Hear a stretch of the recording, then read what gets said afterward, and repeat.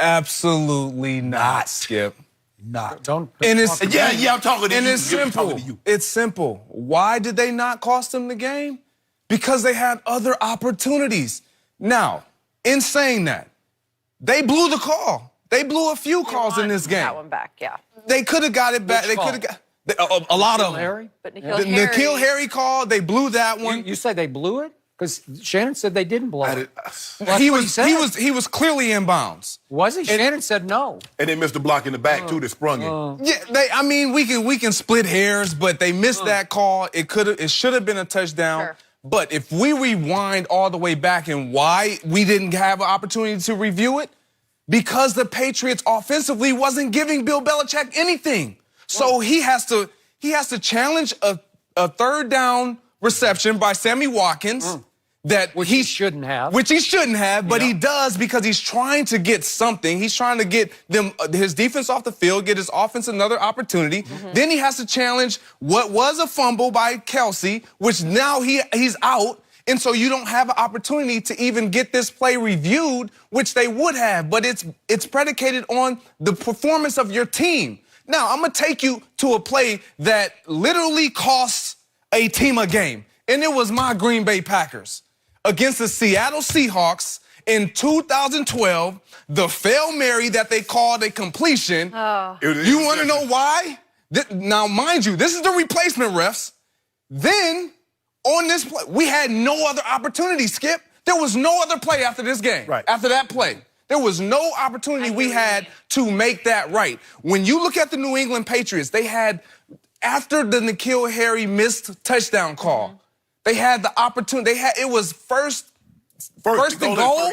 From the three. From the 3. And what did Brady do? And you can't get the ball in the end zone. We had Jacoby Myers. You're right. He throws the ball to Jacoby Myers. Little low.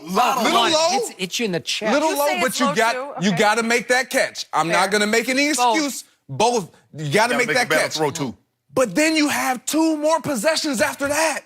So now all of a sudden we're harping on a couple plays prior to these possessions that we're saying the refs cost. No, I need more out of your offense, and they weren't able to produce it. Yeah. Period. If anything, the Kansas City Chiefs should be embarrassed because they let them back in the game. Thank you. So, no, the refs didn't cost it. The refs did not cost the New England Patriots the game because they had opportunity after each one of those blown calls, if you will, to make it right. You know what? I'm going to take a page out of Skip Bayless' playbook because Skip Bayless says the reason why LeBron James doesn't get foul calls because they know he's such a poor free throw shooter. Now, James Harden gets those calls because they know he's going to make 88 to 92% of those. So they didn't make those calls because they know the Patriots offense, we're not going to bail you out. A good offense gets those calls. Bail you out? Yes. Well, there's nothing subjective about the call. He's just inbounds. I mean, you're not like, we'll give him this one.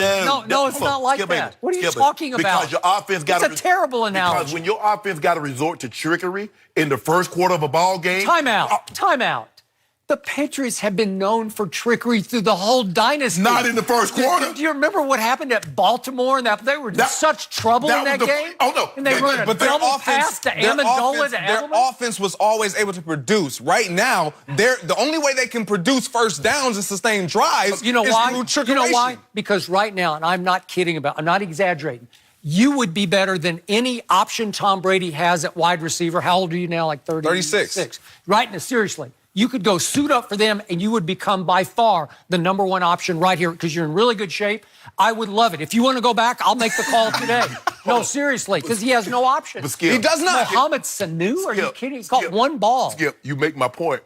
Because you say they ran that trickery when they threw the pass to Danny Amendola, and he threw it, and he threw it to Edelman. Threw it to Edelman. Yeah. You say because they were in trouble in the fourth quarter. Was it Edelman? You in trouble in the first quarter, the opening drive? You in trouble, Greg? They know what their offense is, and they know what they lack. And what are they lacking? Everything. The quarterback play has been bad. The quarterback What are play they rushing right now? They're 23rd in the league. Whatever happened to Sony Michel, who led the postseason in rushing? Skip. He's in the doghouse. It all starts up front. Skip, I don't want to break it to you, but your quarterback is 20th in QBR. He's 30th in completion percentage, and he's 27th Well, I in hate yards to per break it attempt. to you, but he's got the worst protection in all of pro football. He just does. It's He always can't somebody block else. anybody. I'm not trying to make any excuse for Tom Brady, but I mean, we see the film, we watch the games, we know what he's dealing with. He's been under pressure more than what we've ever seen. He's been running for his life. Like Aaron Rodgers the last 3 years before he got this job. But okay. but we're talking about a non-mobile quarterback who has always thrived in the pocket, getting it done, and who has always been able to elevate and overcome whatever they lacked, and he just has not been able to do it this year. Can't when you get older. You can't really? lift it once you get old. You can't lift it much. Huh. Can't lift it much, Greg. Did you see Mohamed Sanu get open yesterday? I couldn't find it. He was on the field for like twice. You knew who the starting tight end was yesterday? Matt Lacoste.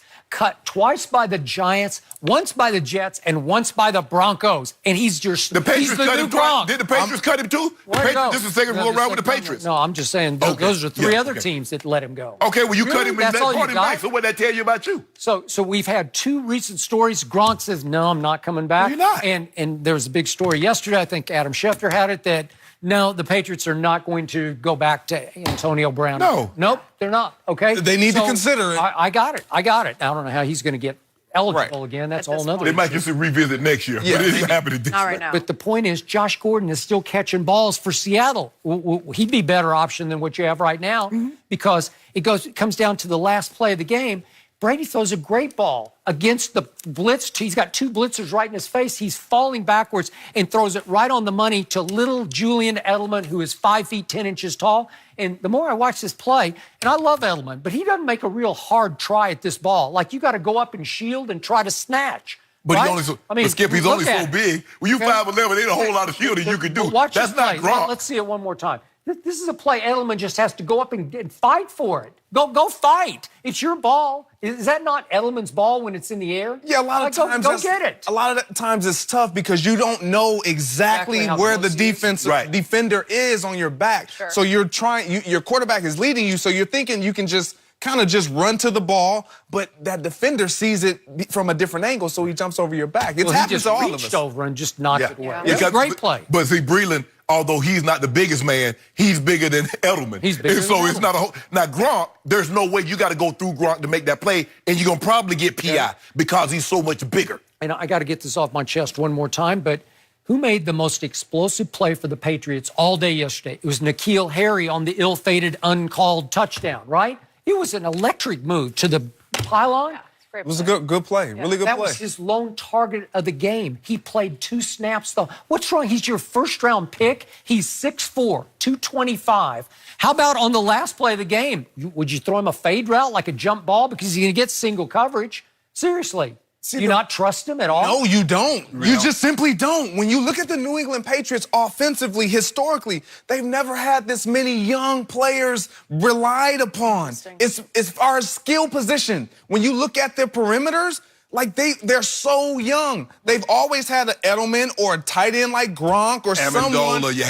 You had Hogan. You had remember last year sprinkles of we veterans. used to talk. And I say, Hogan is better than people think. You're right. Oh, no, Hogan's terrible. I'm saying he's better than you think. I say he's faster. He can run. And you remember, he was the one that caught the third down that got it going last year in Kansas City. He did. He was the one. What did they call him in Miami? 7-Eleven. Because he was always open. Yes. Right?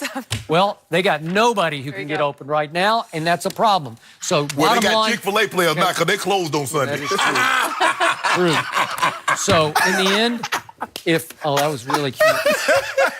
So, in the end, if the said referee, who's the side judge named Jonah Monroe... Skip, you ain't got to bring that man's name out. He deserves to have his name called. The play happens right in front of him, and he's like, there. Right? What are you doing? Defenders in front of him blocked him Right in out. front of him. It wasn't even close. Skip done called the man name, where he went to school. He went to Arkansas. Wait, look at that. Arkansas. That's all you need to know, You ought to be right? ashamed of yourself. Yeah. You ought to So be ashamed of if he yourself. makes the correct call, it's 23-20 with 13 minutes and 30 seconds left.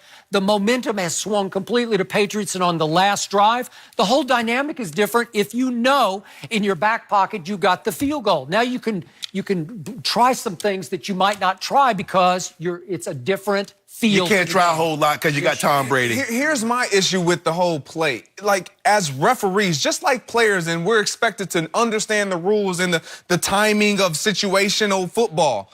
If referees understand what they have at their exposure, like, or at their disposal, meaning if I call it a touchdown, it's going to be reviewed no matter what. True. So let's lean to the side of just calling it a touchdown. Okay. That way we can correct it later. But if you don't call it a touchdown, understanding the circumstances, New England can't challenge it anymore. No. You know all these things you have to know all these things as players. You have to know all these things as referees. So let's just call it what it is. They didn't really take advantage of the situation that they had in front of them. Call it a touchdown.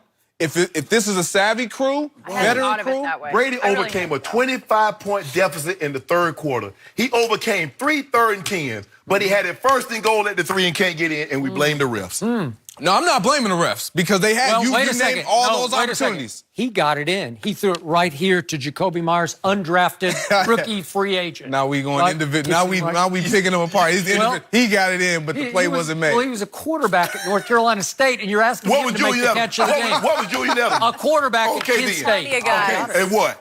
That's it. Super Bowl MVP. Yeah. Boy, Belichick's let this roster just slide into oblivion. No, look at that. Did you see that defense? Giving up 13 points a game and losing